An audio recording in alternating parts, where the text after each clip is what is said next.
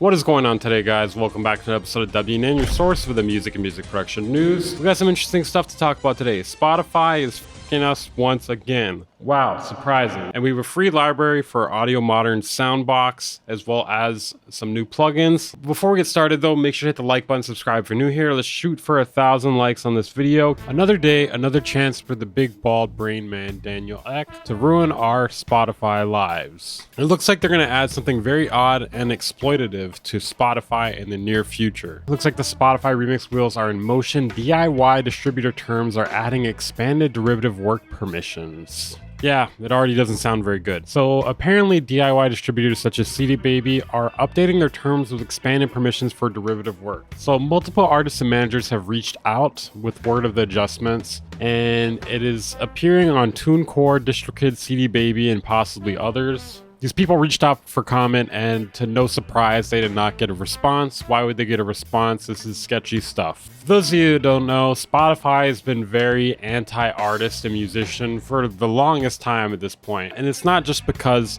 of the fact they don't pay very much money, but they've done things that hurt artists many a time now. One of which being not paying out royalties for anything under 1,000 streams, which is an adjustment they made in the past few years. The bundling between audiobooks and music for their plans, which in turn makes it so they pay out less money to songwriters. It's just a bunch of stuff where they're fucking over songwriters and artists and musicians for literally no reason. So Spotify is adding a deluxe version, which is a higher price subscription tier, which will have higher quality audio, more tools for playlisting and songs, and other super fan content. I don't know what that means. Maybe feat picks, maybe non-feat picks. What I'm assuming though is it allows artists and musicians to give certain content to super fans. There are other things that they are looking to add, such as AI-powered remix tools. But on the plus side, you cannot copyright things made with AI unless they are significantly modified, and you can't really copyright a remix without permission anyways, so you should be safe in that regard. The troubling thing about this though is whether or not people are even gonna be able to consent to this happening. And there are talks of a feature allowing you to mix songs from different artists. So I guess kind of like a mashup. We're gonna have some DIY shit DJ stuff going on here. Yeah, who needs a DJ controller or vinyl when you could just have AI do a terrible job that it does one for every single person out there. CD Baby tacked on an additional grant to its existing artist agreement. So this additional grant gives Spotify the licenses, as well as other DSPs and social platforms, the ability to transform, remix, and otherwise create derivative works of artists' songs alone or in combination with other sounds and sound recordings. Now personally for me, I don't see this to be the biggest deal. I kind of don't care, but I could see how other people would not want people just making remixes of their songs without permission. And it's even more troubling when it seems like you may not even have an option to opt out from this. Now obviously it seems like the wording here is pretty vague, but legalese is generally pretty vague. They may make it sound like they could do much more than this. I seriously doubt they are though. They're not gonna just like remix your music and sell it. You know, for all we know they might. I don't know. At this point I wouldn't be like as surprised as I should be, because Daniel Ek is just trying to take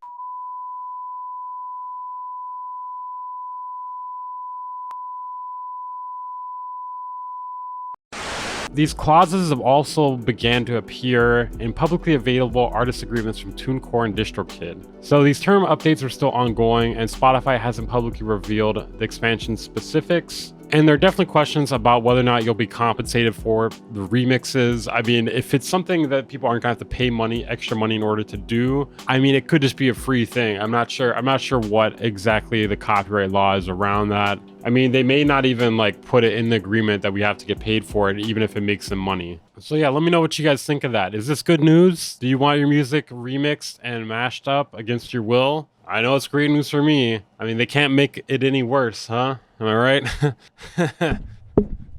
Ow. And our next story here, we have ORANGECLIP 3. Obviously the third version of ORANGECLIP. Am I spelling out the obvious for you here yet? It is a clipper plugin, and from what I've heard, I haven't really looked into it too much yet, it is now a multi-band clipper. Have not personally tried this one. It's from Schwab Digital. Cool name, bro. So it has a 30-day trial, or you can buy it for $89. Currently, $30 off from the normal price, which ends on March 11th. It is also a free update if you have ORANGECLIP 2, I believe. It says free update here, so I'm assuming that's what they mean by that. Let's check it out. Yes, we have my favorite dude with my favorite haircut here. And then we have a dude spinning a basketball at his computer desk, totally not a staged photo. And then we have a bunch of pictures that are not loading. Very cool stuff here. Hardwell, don't have a picture of him.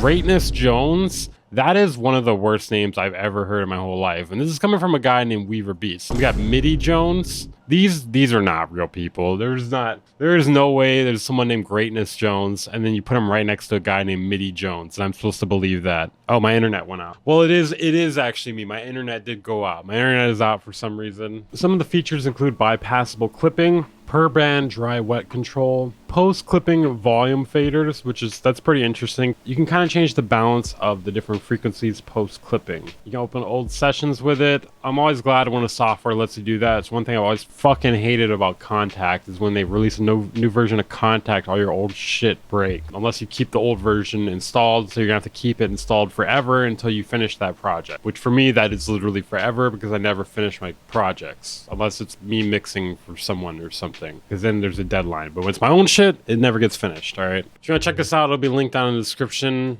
Schwab Digital. Schwab. It's gotta be a joke there. I don't. Schwab Digital. Clean your fucking ears. Is that good? I don't know. Now, this is a very interesting one here. The FCC has launched a probe into iHeartMedia's alleged payola. Now, if only we can get that with Spotify, am I right? Am I right? Yeah, I don't know if that's going to happen. Even though the payola is definitely happening on probably all of these platforms. You know, if you pay SoundCloud enough money, they won't fuck up your transients. Am I right?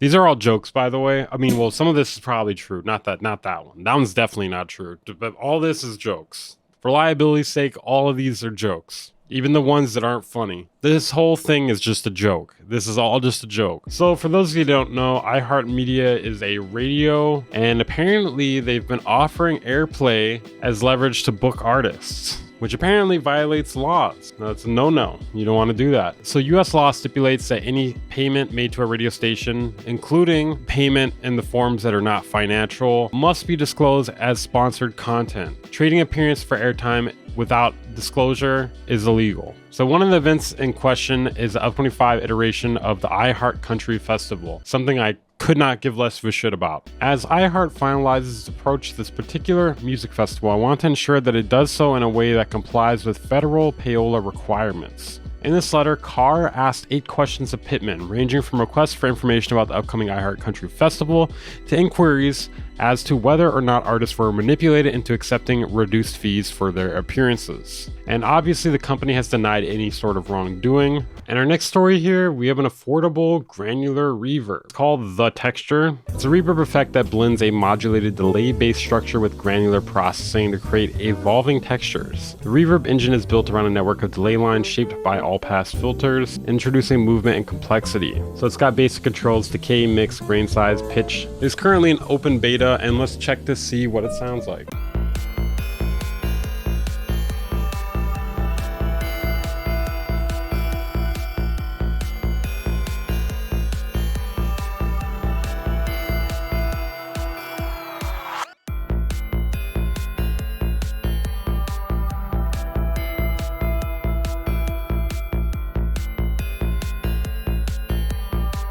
I'm gonna be honest, I hate this demo. I don't want the full fucking beat, bro. I just want to hear this by itself. That's all I want to hear. I want to hear what it sounds like. I want to focus on the details. It's kind of hard to focus on the details when we have also the crap playing. That's all I want to hear. I want to hear what it sounds like. I want to focus on the details. It's kind of hard to focus on the details when we have also the crap playing. It's really not worth showing this whole beat when we could just focus on this pad with this effect on it. There's a lot of modulation and whatnot happening. It's hard to tell, like in my opinion, whether or not I like it or if it's good. So far, it sounds bad to me. You know, I would have to see it in other instances to really make a judgment call about it. If you're interested in checking this out, you can actually grab it for €1. Okay, so we actually something for free today.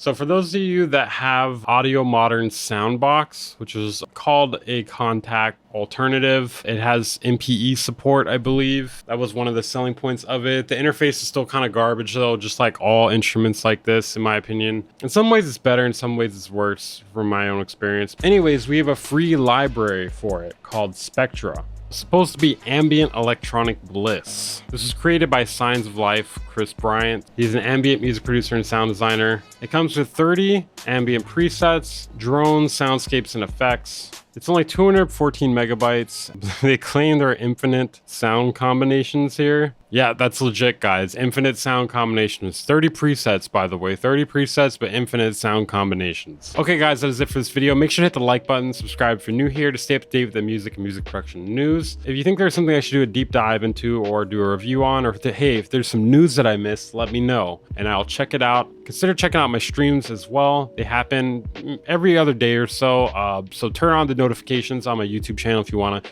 tune into those. I'll see you guys next time.